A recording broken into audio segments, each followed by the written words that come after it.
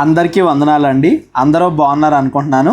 ఇప్పటి వరకు మనం 5 కాండాలు, ఆదికాండం, నిర్గమాకాండం, లేవికాండం, సంఖ్యాకాండం, ద్వితీయోపదేశకాండం, ఈ 5 పుస్తకాలు మనం చదువుకున్నాం.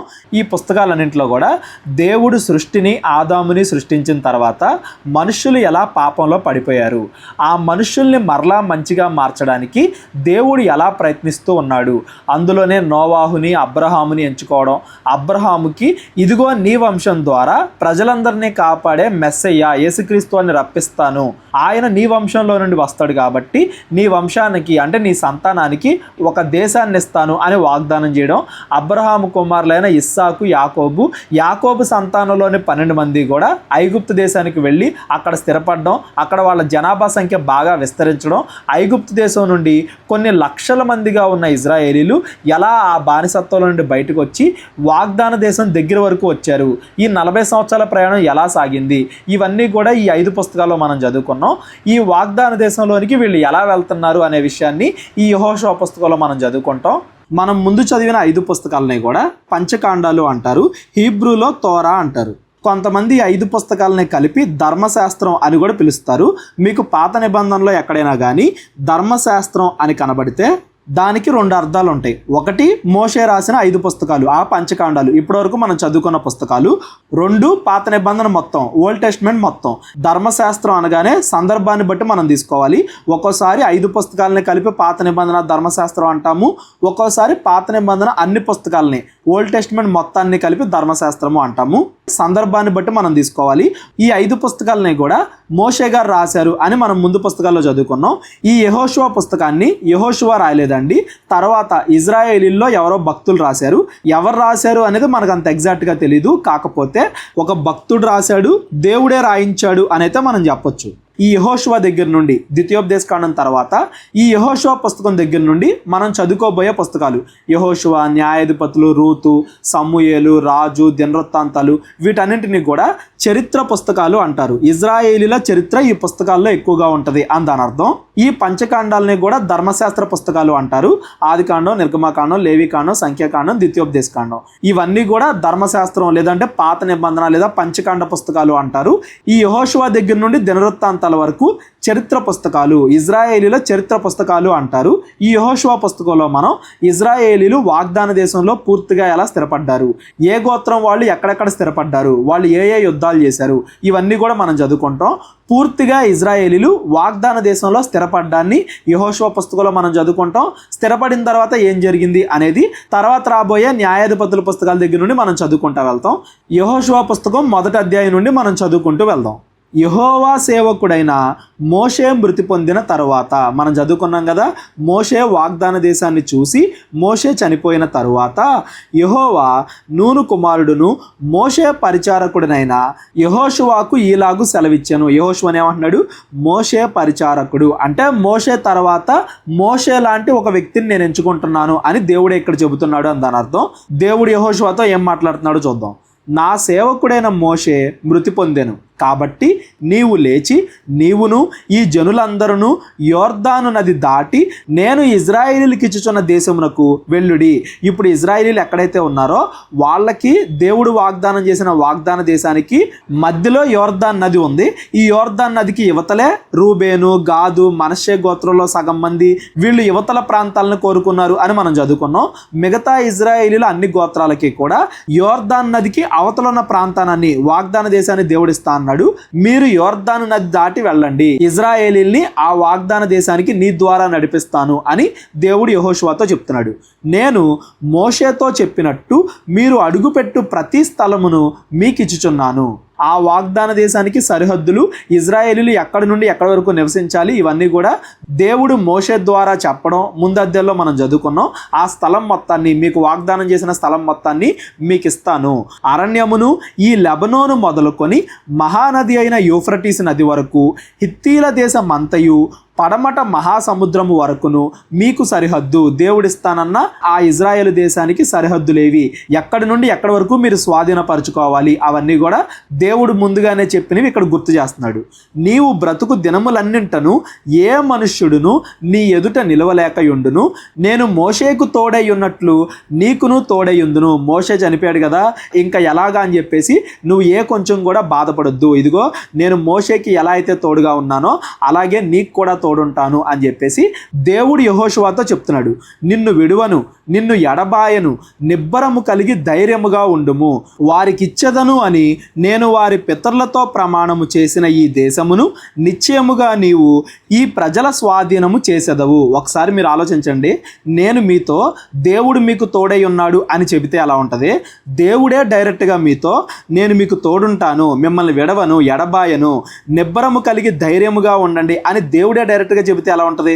ఎంత విశ్వాసో యెహోషువ గారు ఎంతగా దేవుడిని నమ్మారో, దేవుడు ఇష్టపూర్వకంగా నడుచుకున్నాడో, మోషే తర్వాత నాయకుడిగా అవడానికి యెహోషువకి ఏ అర్హతలు ఉన్నాయో ఇవన్నీ కూడా మనం ముందు నుండి నిర్గమాకాండం నుండి మాట్లాడుకుంటానే వస్తున్నాం. ఇప్పుడు మోషే చనిపోయాడు కాబట్టి దేవుడే డైరెక్ట్గా యెహోషువతో మాట్లాడుతూ నేను నీకు తోడుంటాను, నువ్వు భయపడకో, మోషేతో అడుగడుగున ఎలాగ తోడున్నానో, ఎప్పుడు మోషేతో ఎలా మాట్లాడుతూ ఉన్నానో నీతో కూడా అలాగే మాట్లాడతాను, నీకు కూడా అలాగే తోడుంటాను, నిబ్బరము కలిగి ధైర్యంగా ఉండు, భయపడొద్దు అని చెప్పేసి దేవుడు యెహోషువతో చెప్తున్నాడు. అయితే నీవు నిబ్బరము కలిగి జాగ్రత్త పడి బహుధైర్యముగా నుండి నా సేవకుడైన మోషే నీకు ఆజ్ఞాపించిన ధర్మశాస్త్రం అంతటి చొప్పున చేయవలెను.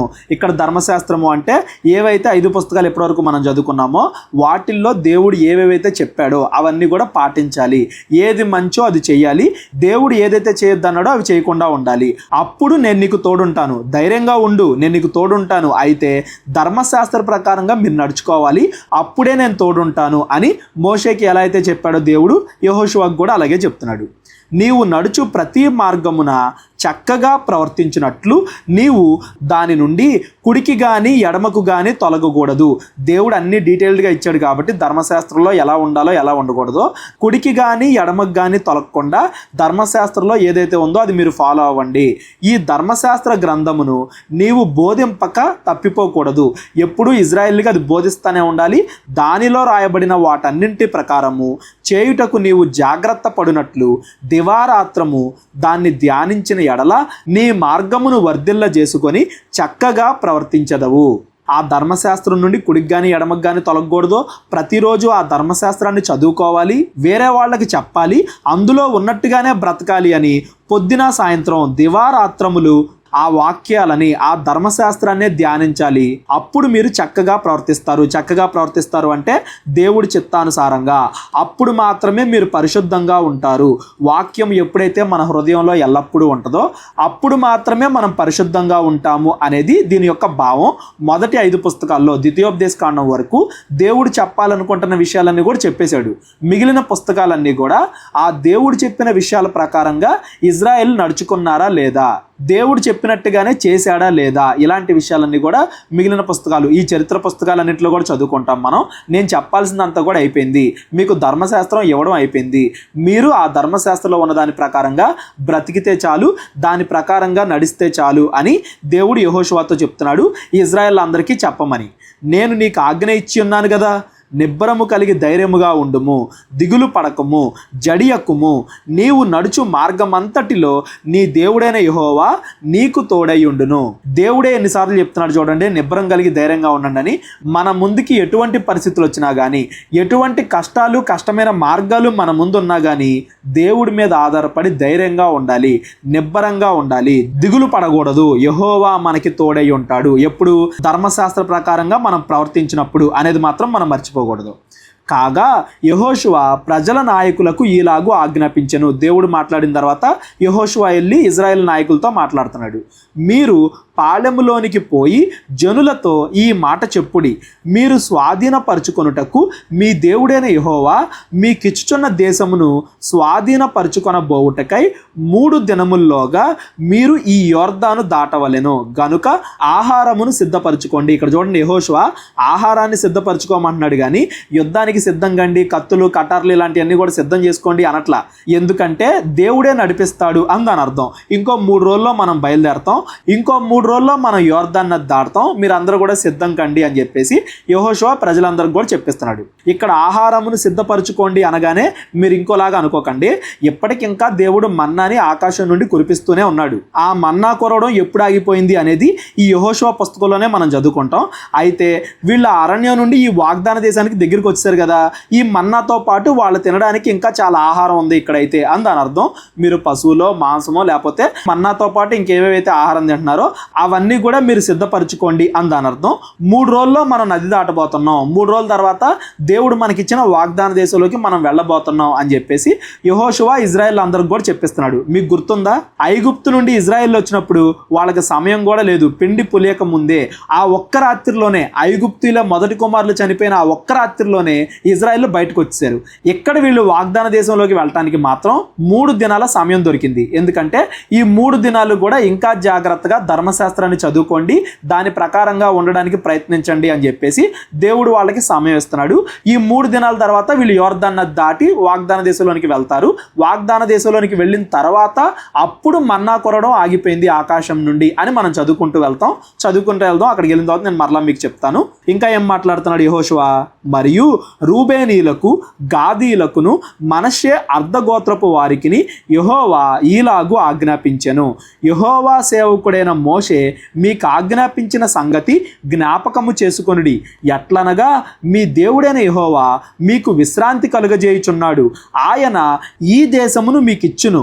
మీ భార్యలు, మీ పిల్లలు, మీ ఆస్తి యొర్దానుకు యువతల మోషే మీకు ఇచ్చిన దేశమున మీరు నివసింపవలెను గాని పరాక్రమవంతులు శూరులైన మీరందరూ యుద్ధ సన్నద్ధులై మీ సహోదరులకు ముందుగా నది దాటి యెహోవా మీకు దయచేసినట్లు మీ సహోదరులకును విశ్రాంతి దయచేయు వరకు, అనగా మీ దేవుడైన యెహోవా వారికిచ్చు దేశమును స్వాధీనపరచుకొని వరకు మీరును సహాయము చేయవలెను. మనం ముందే మాట్లాడుకున్నాం కదా, ఇజ్రాయేలీలు ఇప్పుడు ఇక్కడ ఉన్నారు, వీళ్ళకి వాగ్దాన దేశానికి మధ్యలో యొర్దాన్ నది ఉంది. ఈ యొర్దాన్ నదికి యువతలే ఉన్న ప్రాంతాలని రూబేను, గాదు, మనష్షే గోత్రంలో సగం మంది మేము ఇక్కడే ఉంటాము అని దేవుడిని ముందే అడిగారు. దేవుడు కూడా దానికి ఒప్పుకున్నాడు. కాకపోతే మీ మిగతా ఇజ్రాయేల్ అందరూ కూడా, మిగతా గోత్రాల వాళ్ళందరూ కూడా వాగ్దాన దేశంలో స్థిరపడేంత వరకు మీరు యుద్ధంలో ముందుండి వాళ్ళని నడిపించాలి, మీరు కూడా యుద్ధంలో పాల్గొనాలి. మీ మాట మీద మీరు నిలబడితేనే దేవుడు మిమ్మల్ని దీవిస్తాడు, దేవుడు మీకు తోడుంటాడు అని చెప్పేసి యెహోషువ మరలా ఆ గోత్రాలన్నిటికి కూడా గుర్తు చేస్తున్నాడు. అప్పుడు తూర్పున యొర్దానుకు యువతల యెహోవా సేవకుడైన మోషే మీకిచ్చిన మీ స్వాస్థ్యమైన దేశమును మీరు తిరిగి వచ్చి దాన్ని స్వాధీనపరచుకొనుడి. ఆ వాగ్దాన దేశం మొత్తాన్ని కూడా అందరికీ ఇజ్రాయేల్కి దేవుడు ఇచ్చిన తర్వాత అప్పుడు మీరు మరలా యొర్దాను దాటి యువతలకు వచ్చి మీరుంటాన్న ప్రాంతాల్లో మీరు అప్పుడు ఉండండి. ఇప్పుడైతే ఇక్కడ నుండి యొర్దాను దాటి ఇజ్రాయేలీలకి సహాయం చేయండి మీ యుద్ధంలో మిగతా గోత్రాలకి అని చెప్పేసి యెహోషువ వాళ్ళకి చెప్తున్నాడు. అందుకు వారు, నీవు మాకు ఆజ్ఞాపించినది అంతయు మేము చేసేదము, నీవు మమ్మను ఎక్కడికి పంపుదువో అక్కడికి వెళ్ళదము. మోషే చెప్పిన ప్రతి మాట మేము వినినట్లు నీ మాట విందుము. నీ దేవుడైన యెహోవా మోషేకు తోడై ఉండినట్లు నీకును తోడై ఉండును గాక. నీ మీద తిరగబడి నీవు వారికి ఆజ్ఞాపించు ప్రతి విషయములో నీ మాట వినని వారందరూ మరణశిక్ష నొందుదురు. నీవు నిబ్బరము కలిగి ధైర్యము తెచ్చుకొనవలెనని యెహోషువాకు ఉత్తరం ఇచ్చిరి. మేము మోషే మాట ఎలా అయితే విన్నామో నీ మాట కూడా అలాగే వింటాము, నువ్వేది చెబితే అది వింటాము. నీ మాట ఎవరన్నా కాదంటే వాళ్ళు మరణముందును గాక. మేము ముందు ఎలా అయితే చెప్పామో అలాగే ఇప్పుడు యుద్ధానికి వస్తాము, మా సహోదరుల గోత్రాలకి మేము కూడా తోడుంటాము వాళ్ళు వాగ్దాన దేశానికి వెళ్ళడంలో అని చెప్పేసి రూబేను, గాదు, మనష్షే గోత్రంలో సగం మంది కూడా చెప్పారు. అంటే వీళ్ళందరూ కూడా వాగ్దాన దేశం వెళ్ళటానికి సిద్ధపడుతున్నారు. ఇంకో 3 రోజుల్లో యొర్దాన్ నది దాటుతారు అని దాని అర్థం. 2వ అధ్యాయం కూడా ఈరోజు మనం చదువుకుందాం. 3వ అధ్యాయం నుండి రేపొద్దున మనం చదువుకుందాం. నూను కుమారుడైన యెహోషువ వేగుల వారైన 2 మనుష్యులను పిలిపించి, మీరు పోయి ఆ దేశమును ముఖ్యముగా యెరికోను చూడుడని వారితో చెప్పి షిత్తీము నొద్ద నుండి వారిని రహస్యముగా పంపెను. మీరు వెళ్ళండి, ఆ వాగ్దాన దేశంలో ముఖ్యంగా యెరికో పట్టణం అంటే అప్పుడున్న ప్రాంతాల్లో గొప్ప పట్టణం, సైనికులు ఎక్కువగా ఉండడం కానీ, దాని చుట్టూ పెద్ద పెద్ద గోడలు ఉండటం కానీ, అది చాలా బలమైన పట్టణం. ముందు అసలు మీరు వెళ్ళి ఆ వాగ్దాన దేశం ఎలా ఉందో, ముఖ్యంగా యెరికో ఎలా ఉందో రహస్యంగా వెళ్ళి చూసిరండి. రహస్యముగా అని ఎందుకు అంటున్నాడు అంటే, ఆ కనానీయులకి వీళ్ళు ఇజ్రాయేల్ అని తెలిస్తే వీళ్ళని చంపేస్తారు కాబట్టి రహస్యంగా ఆ కనానీయుల సైనికులు ఎవరికి కూడా దొరకకుండా మీరు వెళ్ళి చూసిరండి అని చెప్పేసి, మోషే ఎలా అయితే 12 మందిని వాగ్దాన దేశం చూడడానికి పంపించాడో, ఇక్కడ యెహోషువ 2 పంపిస్తున్నాడు. ఆ వాగ్దాన దేశం ముఖ్యంగా అందులో ఉన్న యెరికో పట్టణం ఎలా ఉందో చూడడానికి, దానికి తగ్గట్టుగా వీళ్ళు ప్రణాళికలు వేసుకోవాలి అనే ఆలోచనతోటి వారు వెళ్ళి రాహాబు అను ఒక వేశ్య ఇంట చేరి అక్కడ దిగగా, దేశమును వేగుచూచుటకు ఇజ్రాయేలీల యొద్ద నుండి మనుష్యులు రాత్రివేళ ఇక్కడకు వచ్చితిరి అని యెరికో రాజునకు వర్తమానము వచ్చెను. యెరికో రాజుకు తెలిసింది, 2 వచ్చారు ఇజ్రాయేలీలు, మన రహస్యాలు తెలుసుకోవడానికి, మన సైనిక బలం తెలుసుకోవడానికి 2 వచ్చారు, వాళ్ళు ఆ రాహాబు అనే వేశ్య ఇంట ఉన్నారు అని చెప్పేసి రాజుకు తెలిసిపోయింది. ఈ అధ్యాయం అంతా కూడా, ఈ యెహోషువ 2వ అధ్యాయం మొత్తం కూడా రాహాబు అనే ఆమె గురించే మనం మాట్లాడుకుంటాం. ఆమె ఎవరో వేశ్య, డబ్బుల కోసం తన శరీరాన్ని అమ్ముకుంటున్న వ్యక్తి. ఆ రాహాబు అనే ఆవిడ ఇంటికి వెళ్ళి వీళ్ళిద్దరు కూడా చేరారు. అక్కడైతే ఎవరికి అనుమానం రాకుండా ఉంటుందనో, లేదా ఆ ఇంటి వారే ఇక్కడైతే మీరు జాగ్రత్తగా ఉంటారు, సైనికులు ఎవరికి కూడా కనబడరు అని అన్నారో, ఏదో మొత్తానికి ఆ ఇంటి దగ్గర నివాసం ఉంటున్నారు. రాత్రి వేళ వచ్చి రాజుకి ఈ విషయం ఎలాగోలా తెలిసిపోయింది. అతడు నీ యొద్దకు వచ్చి నీ ఇంట చేరిన ఆ మనుషులను వెలుపలికి తీసుకొని రమ్ము, వారు ఈ దేశమంతటినీ వేగు చూచుటకే వచ్చిత్రని చెప్పుటకు రాహాబు నొద్దకు మనుషులను పంపగా, రాజు ఎందుకని అంత త్వరగా రాత్రికి రాత్రే మనుషుల్ని పంపించి ఆ ఇజ్రాయేల్ 2 కూడా పట్టుకోవాలి అనుకుంటున్నాడు అంటే, ఇజ్రాయేలీలు 40 సంవత్సరాలు ప్రయాణం చేశారు అరణ్యంలో. ఈ 40 సంవత్సరాలు కూడా దేవుడు ఎంత విచిత్రంగా ఇజ్రాయేల్ నడిపించాడు. ఎర్ర సముద్రాన్ని పాయలు చేశాడు, ప్రతిరోజు ఆహారం ఆకాశం నుండి కురుస్తుంది, యుద్ధం చేసిన ప్రతి దాంట్లోనూ గెలుస్తున్నారు, రాజ్యాలు వీళ్ళ చేతుల్లో ఓడిపోతున్నాయి. ఈ 40 సంవత్సరాలు కూడా ఈ కనానీలు ఎప్పుడు వస్తారా ఇజ్రాయేలీలు, వాళ్ళ మీద యుద్ధం చేస్తే మనం గెలవగలమా, ఏం జరిగిద్ది అని భయంగా బ్రతికారు అని దాని అర్థం. అందుకే యెరికో రాజు కూడా భయంగా కేవలం 2 వచ్చినా కానీ ఆ 2నే పట్టుకోండి అని చెప్పేసి మనుషుల్ని పంపిస్తున్నాడు. ఇజ్రాయేలీలు యోర్దాన్ నది దాటితే మొదటిగా ఆక్రమించేది యెరికో ప్రాంతాన్నే కాబట్టి యెరికో రాజు భయపడుతున్నాడు, ఆ 2ని ఎలాగైనా పట్టుకోవాలి అనుకుంటున్నాడు అనేది మనకు అర్థం అవ్వాలి. అందుకే రాత్రికి రాత్రే మనుషుల్ని పంపించి వాళ్ళని పట్టుకోండి అని చెప్తున్నాడు.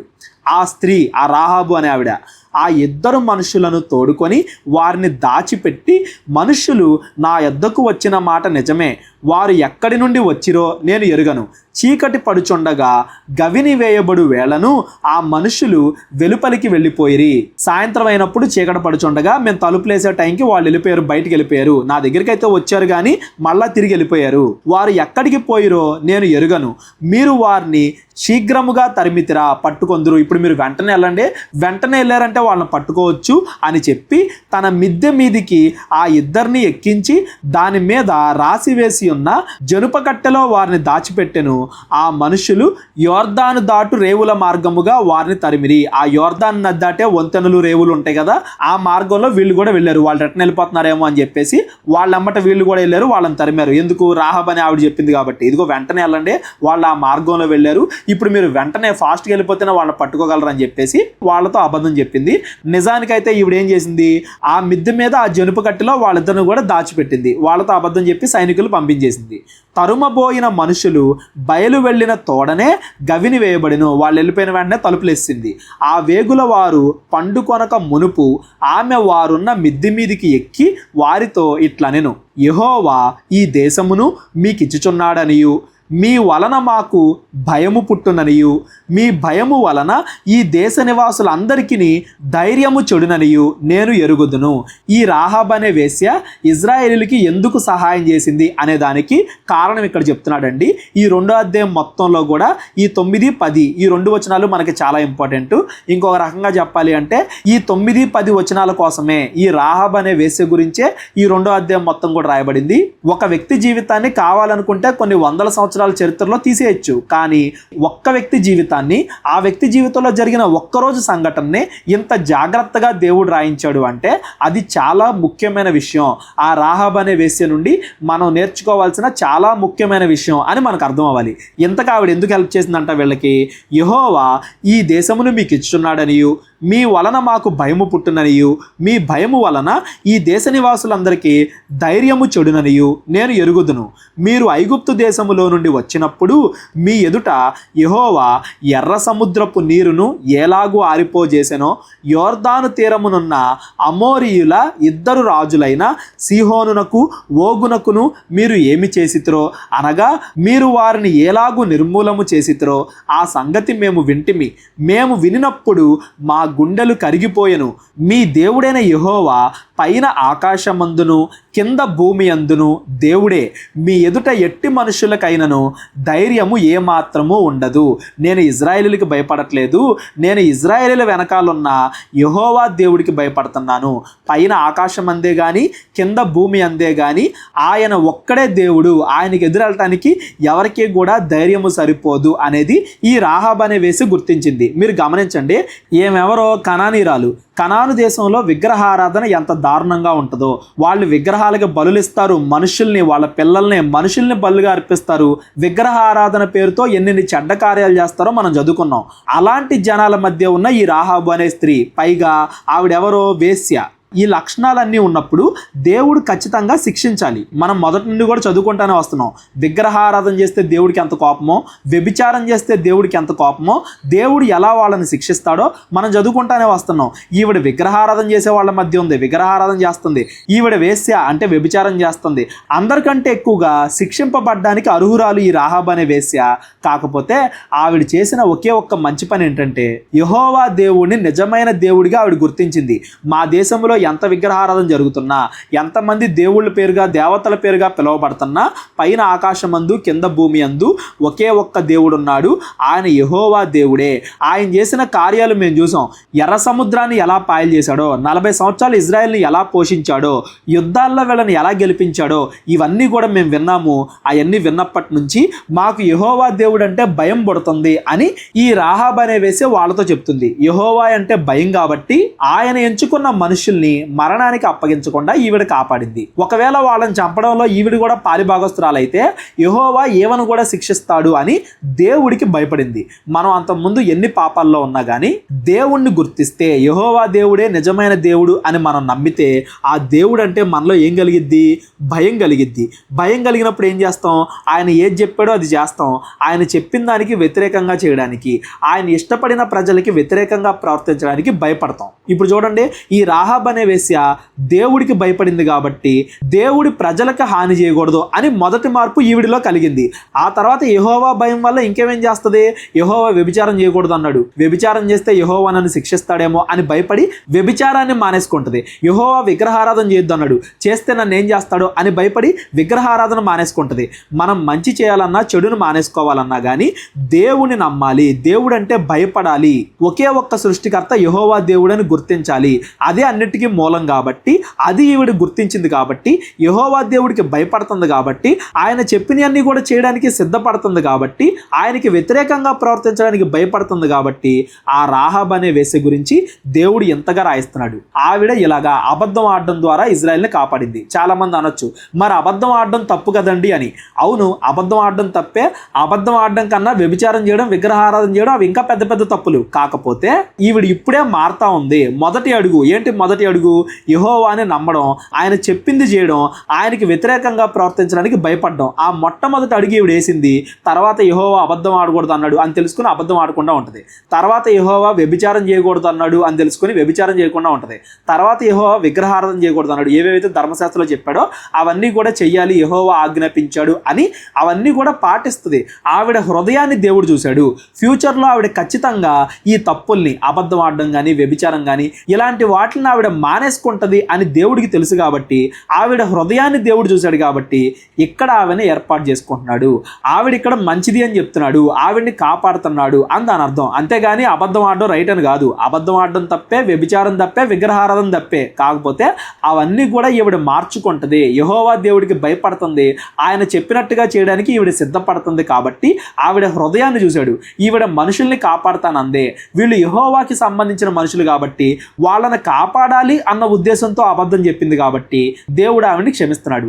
అబద్ధం రైట్ అయిపోదు, కాకపోతే ఆవిడ హృదయాన్ని దేవుడు చూశాడు కాబట్టి దాన్ని క్షమిస్తున్నాడు అని దాని అర్థం. ఫ్యూచర్లో ఈవిడ మార్చుకుంటది, మంచిగా మారుతుంది, ధర్మశాస్త్ర ప్రకారంగా బ్రతుకుతుంది. కాబట్టి ఆవిడ గురించి దేవుడు ఇక్కడ స్పెషల్గా రాయిస్తున్నాడు.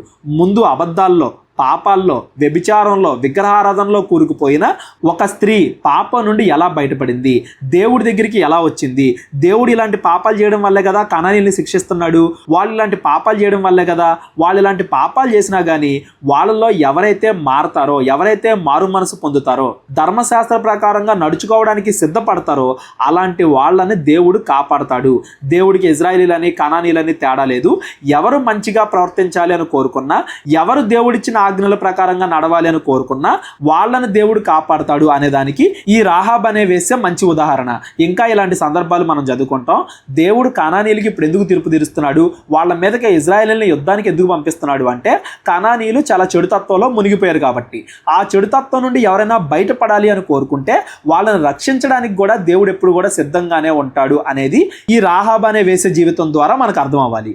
నేను మీకు ఉపకారము చేసి తిని గనుక మీరును నా తండ్రి ఇంటికి ఉపకారము చేసి నాకు నిజమైన ఆనవాలును ఇచ్చి నా తండ్రియు, నా తల్లియు, నా అన్నదమ్ములు, నా అక్క చెల్లెళ్ళు వారి కలిగి ఉన్న వారందరూ చావకుండా బ్రతుకనిచ్చి రక్షించినట్లుగా దయచేసి యెహోవా తోడని ప్రమాణము చేయుడి అనెను. ఇదిగో నేను మిమ్మల్ని రక్షించాను కదా, మీ దేవుడు ఖచ్చితంగా ఈ కనానీయులందరినీ కూడా శిక్షించి ఈ దేశాన్ని మీకు ఇస్తాడు. ఆ టైంలో నా కుటుంబాన్ని కాపాడండి, నా కుటుంబానికి హాని చేయను అని యెహోవా పేరిట నాకు మాట ఇవ్వండి అని అడుగుతుంది. ఒక్క రాత్రిలోనే ఆ ఇద్దరు మనుషులు కూడా మాట మీద నిలబడతారు అని ఆవిడ ఎలా నమ్మగలిగింది? ఒకవేళ ఈ విషయం ఆ యెరికో రాజుకు తెలిస్తే ఆ రాహాబ్ అనే వేశ్యని చంపేస్తాడు కదా. చచ్చిపోవడానికి కూడా సిద్ధమయ్యి కేవలం కొన్ని గంటల ముందు పరిచయమైన వ్యక్తులు మాట మీద నిలబడతారు అని రాహాబ్ అనే వేశ్య నమ్ముతుంది అంటే అది మనుషుల మీద ఉండే నమ్మకం కాదు, దేవుడి మీద ఉండే నమ్మకం. ఆవిడ భూరాజు యెరికో రాజుకు భయపడట్లేదు, దేవుడైన రాజుకు భయపడుతుంది అని దాని అర్థం. ఆవిడ దేవుడిని ఎంతగా నమ్మింది కాబట్టే, దేవుడికి అంతగా భయపడుతుంది కాబట్టే, దేవుడు చెప్పిన వాటికి వ్యతిరేకంగా చేయడానికి ఆవిడ అంతగా భయపడుతుంది కాబట్టే ఆ రాహాబు అనే వేశ్య ద్వారా దేవుడు మనల్ని ప్రశ్నిస్తున్నాడు. అంత పాపంలో ఉన్న ఆవిడ పాపం నుండి బయటపడాలని కోరుకుంటుంది. నువ్వు బయటపడవా, నువ్వు మారవా, నువ్వు దేవుడికి భయపడవా, దేవుడికి వ్యతిరేకంగా ప్రవర్తిస్తే దేవుడు నిన్ను శిక్షిస్తాడు అని నువ్వు భయపడవా అని ఈ రాహాబ్ అనే వేశ్య జీవితం ద్వారా దేవుడు మన జీవితాన్ని ప్రశ్నిస్తున్నాడు.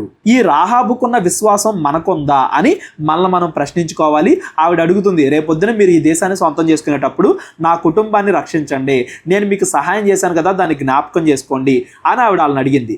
అందుకు ఆ మనుషులు ఆమెతో, నీవు మా సంగతి వెల్లడి చేయని ఎడల మీరు చావకుండునట్లు మీ ప్రాణములకు బదులుగా మా ప్రాణం ఇచ్చేదము, మా ప్రాణాలను అడ్డం పెట్టైనా కానీ మీ కుటుంబాన్ని కాపాడతాము. యెహోవా ఈ దేశమును మాకు ఇచ్చినప్పుడు నిజముగా మేము నీకు ఉపకారము చేసేదము అనిరి.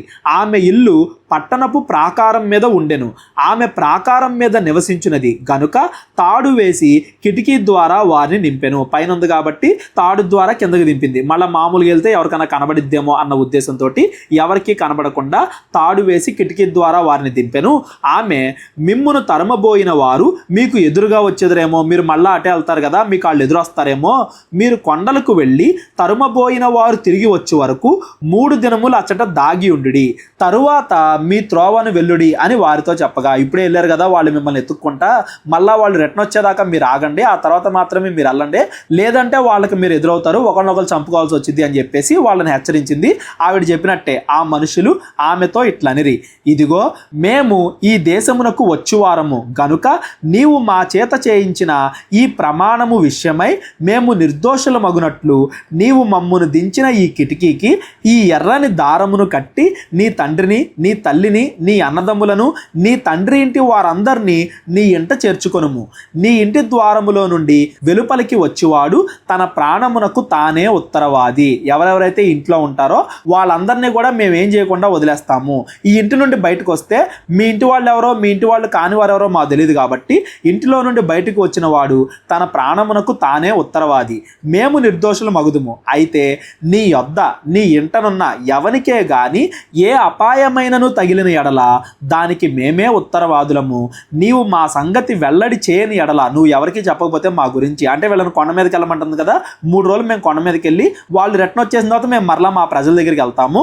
అప్పటి వరకు నువ్వు మా గురించి ఎవరికి చెప్పకపోతే నీవు మా చేత చేయించిన ఈ ప్రమాణం విషయంలో మేము దోషులము కాము అనిరి.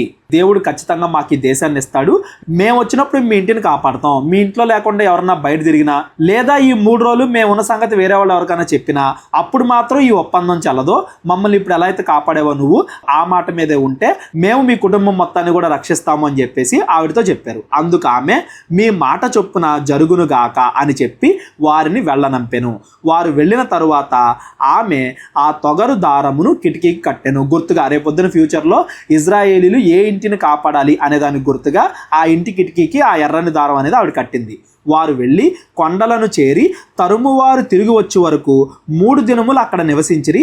తరుమువారు ఆ మార్గం అంతటను వారిని వెతికెను గాని వారు కనబడలేదు. ఆ 2 మనుషులు తిరిగి కొండల నుండి దిగి నది దాటి నూను కుమారుడైన యెహోషువ యొద్దకు వచ్చి తమకు సంభవించినదంతయు అతనితో వివరించి చెప్పిరి. జరిగిందంతా ఆ రాహాబు అనే వేశ్య గురించి, ఆవిడ ఇంటిని కాపాడాలి అనే దాని గురించి ఆ 2 మనుషులు యెహోషువకి సమాజానికి చెప్పారు. మరియు వారు ఆ దేశం అంతయు యెహోవా మన చేతికి అప్పగించుచున్నాడు, మన భయము చేత ఆ దేశ నివాసులందరికీ ధైర్యము చెడి ఉన్నది అని యెహోషువతో అనిరి. వాళ్ళందరూ కూడా ధైర్యం లేకుండా బతుకుతున్నారు. ఎప్పుడు దేవుడు మనకు ఆ దేశాన్ని ఇస్తాడా అని చెప్పేసి మన దేవుడు అంటే భయపడుతున్నారు. ఖచ్చితంగా వాగ్దాన దేశాన్ని దేవుడు మనకి ఇస్తాడు అని చెప్పేసి వీళ్ళిద్దరూ కూడా నమ్మారు. మీకు గుర్తుందా, మోషే 12 మంది వేగుల వారిని పంపినప్పుడు వాళ్ళల్లో ఎక్కువ మంది నమ్మలేదు కాబట్టే ఇజ్రాయెల్ 40 సంవత్సరాలు అరణ్యంలోనే ఉండాల్సి వచ్చింది. కానీ ఈసారి జరిగిన మంచి విషయం ఏంటంటే ఎవరినైతే యెహోషువ పంపాడో వాళ్ళు రిటర్న్ వచ్చి దేవుడు ఖచ్చితంగా మనకు ఆ దేశాన్ని ఇస్తాడు అని చెప్పేసి వాళ్ళు నమ్మారు. అక్కడున్న రాజులకు, అక్కడున్న మనుషులకు వాళ్ళు భయపడలా. దేవుడు ఖచ్చితంగా మనకు ఆ దేశాన్ని ఇస్తాడు, దేవుడు మనకిస్తాడు అన్న భయంతో వాళ్ళందరూ కూడా బతుకుతున్నారు అని చెప్పేసి వాళ్ళు రిటర్న్ వచ్చి యెహోషువకి, ఇజ్రాయెల్కి చెప్పారు. ఇజ్రాయెల్ అందరూ కూడా ప్రయాణానికి సిద్ధమయ్యారు అని దాని అర్థం. వీళ్ళు ఎలా వెళ్ళారు, ఆ నది ఎలా దాటారు, ఇవన్నీ కూడా యెహోషువ 3వ అధ్యాయంలో మనం రేపొద్దున చదువుకుందాం. ఈ రోజు మనం బాగా గుర్తుపెట్టుకోవాల్సిన విషయాలు ఏంటంటే, 1 యెహోషువకి దేవుడు నేను తోడుంటాను, మీరు ధర్మశాస్త్ర ప్రకారంగా నడుచుకోండి, నేను మీకు తోడుంటాను, వాగ్దాన దేశానికి మిమ్మల్ని నడిపిస్తాను అని చెప్పేసి యెహోషువ దేవుడు మాటిచ్చాడు. ఆ వాగ్దాన దేశంలో ఎవరైతే నిజంగా దేవుడు అంటే భయపడుతున్నారో, దేవుని నమ్ముకోవడానికి ఎవరైతే సిద్ధంగా ఉన్నారో అలాంటి వాళ్ళని రక్షించడానికి, వాళ్ళ మీదకి తీర్పు రాకుండా కాపాడడానికి కూడా దేవుడు ఎప్పుడు కూడా సిద్ధంగానే ఉన్నాడు. ఇక్కడ కనానీలా, ఇజ్రాయేలీలా అని దేవుడు చూడట్లేదే కానీ ఎవరు దేవుడికి భయపడుతున్నారు, ఎవరు దేవుడి ఆజ్ఞల ప్రకారంగా నడుచుకోవడానికి ఇష్టపడుతున్నారు, అలాంటి వాళ్ళని దేవుడు కాపాడుతాడు. వాళ్ళకి దేవుడు తోడుంటాడు. వాళ్ళతో పాటు వాళ్ళ కుటుంబాలకు కూడా దేవుడు తోడుంటాడు అనే విషయాన్ని ఈ 2 అధ్యాయాల ద్వారా మనం అర్థం చేసుకోవాలి. మీరు ఇక్కడ ఇంకో విషయం కూడా గమనించాలి అండి. ఈ రాహాబు అనే పేరుని కొత్త నిబంధనలో 2-3 సార్లు కన్నా ఎక్కువ సార్లు దేవుడు మనకి చెప్తాడు. ఈవెన్ యేసుక్రీస్తు వారి వంశావళిలో కూడా ఈ రాహాబు తన పేరుని సంపాదించుకుంది అంటే ఈవిడ యొక్క విశ్వాసం ఎంత గొప్పది అనేది మనం గమనించాలి. ఒక్క రాత్రిలో జరిగిన సంఘటనలో ఆవిడ తన విశ్వాసాన్ని ఎలా చూపించిందో మనందరం కూడా గుర్తు చేసుకోవాలి. మనం కూడా ఆవిడంత విశ్వాసం కలిగి ఉండాలి. కేవలం అది ఒక్క రాత్రికే కాదు, ఆ తర్వాత ఆవిడ తన పాపాలు మానేసుకుని ఎలా బ్రతికిందో మనం కూడా దేవుడిని నమ్ముకున్న తర్వాత అలా విశ్వాసంతో జీవిస్తే రాహాబులాగా దేవుడు మనల్ని కూడా హెచ్చిస్తాడు. అంతకుముందు మనం ఎంత పాపంలో ఉన్నా దేవుడు మనల్ని రక్షిస్తాడు అనేది ఈ రాహాబు యొక్క జీవితం నుండి మనం నేర్చుకోవాలి. దేవుడికి ఇజ్రాయేలీడా, అన్యుడా ఇలాంటి దాంతో సంబంధం లేదు. ఎవరు దేవుడిని నమ్ముతున్నారు, దేవుడిచ్చిన ఆజ్ఞల ప్రకారంగా బ్రతకాలి అని ఎవరు కోరుకుంటున్నారు, దేవుడు ఆ హృదయాన్ని మాత్రమే చూస్తాడు అనేది కూడా మనం గుర్తుపెట్టుకోవాలి. ఎవరికైనా ఈరోజు మనం చదువుకున్న ఈ 2 అధ్యాయాల్లో ఏదైనా డౌట్లు ఉన్నట్లయితే డిస్క్రిప్షన్లో నా నెంబర్ ఉంటుంది, కాల్ కానీ వాట్సాప్ కానీ చేయండి. 3వ అధ్యాయం నుండి రేపొద్దున మనం చదువుకుందాం. మా పరిచర్య గురించి ప్రార్థించండి. ప్రేరేపణ కలిగిన వాళ్ళు మా పరిచర్యకు మీ కానుకల ద్వారా సహకరించండి. అందరికీ వందనాలు. దేవుడు మిమ్మల్ని అందరినీ కూడా దీవించి ఆశీర్వదించును గాక. అందరికీ వందనాలండి. కేవలం 30 వీడియోస్లో బైబిల్ నేర్చుకోండి అనే ఎంతో విలువైన ఈ కోర్స్ జస్ట్ ₹1 మీకు కావాలి అంటే మీ పేరు, మీ ఊరు ఈ నెంబర్కి వాట్సాప్ చేయండి. ఈ కోర్సులో ఏ విషయాలు ఉంటాయో ముందుగానే తెలుసుకోవడానికి ఈ వీడియో పాస్ చేసి టాపిక్స్ అన్నీ చదువుకోండి. క్రైస్తవులందరూ ఈ బైబిల్ కోర్స్ వినాలి అని మేము కోరుకుంటున్నాం. అందరినీ దేవుడు దీవించునుగాక. ఆమెన్.